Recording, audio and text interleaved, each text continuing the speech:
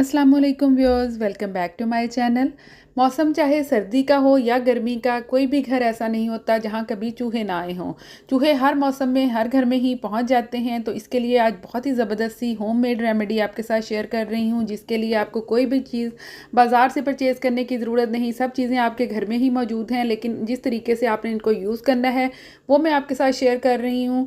और इस तरीके से यूज़ करने के बाद सालों तक चूहे आपके घर का रुख नहीं करेंगे।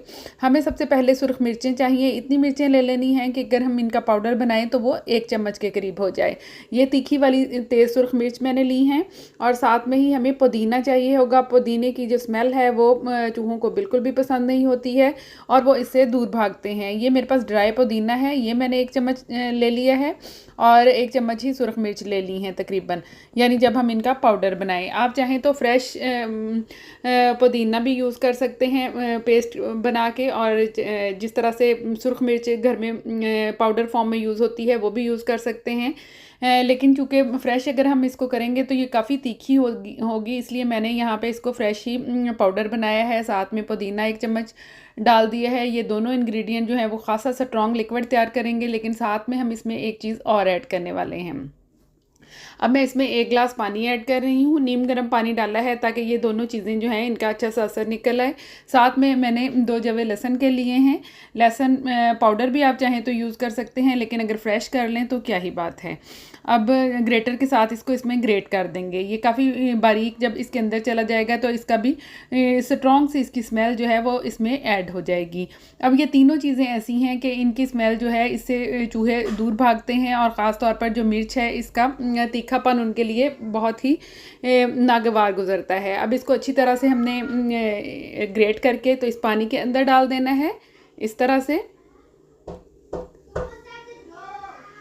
और इसको पानी को हमने कवर करके 2 घंटे के लिए छोड़ देना है। अच्छी तरह से मैं इसको स्टर भी कर दूंगी ताकि कोई भी इंग्रेडिएंट नीचे बैठा हुआ ना रह जाए।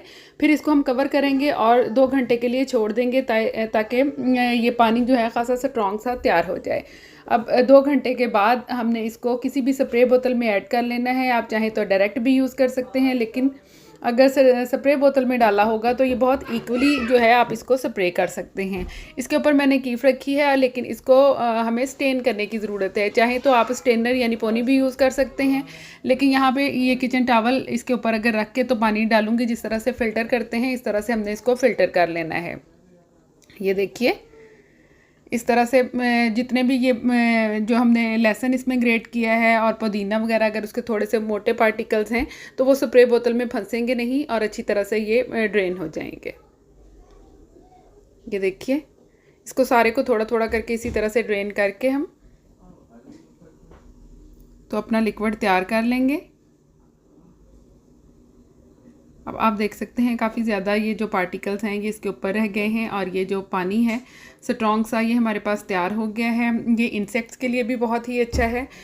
किचन में भी आप इसको यूज़ कर सकते हैं कि कोई भी केमिकल यूज़ करने की बजाय आप इसको किचन में भी अच्छी तरह से जहाँ चाहें स्प्रे कर सकते हैं। जहाँ पे भी आपको लगता है यहाँ से चूहे आते हैं या कोई छोटा मोटा सुराख भी है, वहाँ पे आप इसको अच्छी तरह से स्प्रे कर दें। ख़ास तौर पर फ्रिज की बैक साइड पे मशीनें वगैरह जहाँ पड़ी होती हैं तो वहाँ पे भी तार वगैरह को डैमेज कर जाते हैं चूहे आके, तो उन जगहों पे आप इसको ज़रूर स्प्रे करें। गार्डन में भी छोटा सा भी सुराख जहाँ से होता है चूहे अपने लिए रास्ता बना लेते हैं, तो उन जगहों पे भी आप इसको स्प्रे कर दें। ये देखिए इसी तरह से जहाँ जहाँ भी आपको महसूस होता है कि यहाँ से चूहे आ सकते हैं या उनकी ग्रोथ हो रही है वहाँ पे स्प्रे कर दें, और बहुत ही इंशाल्लाह अच्छा रिज़ल्ट मिलेगा। ज़रूर ट्राई कीजिएगा और रिज़ल्ट मेरे साथ शेयर कीजिएगा। वीडियो पसंद आए तो लाइक करें। अल्लाह हाफ़िज़।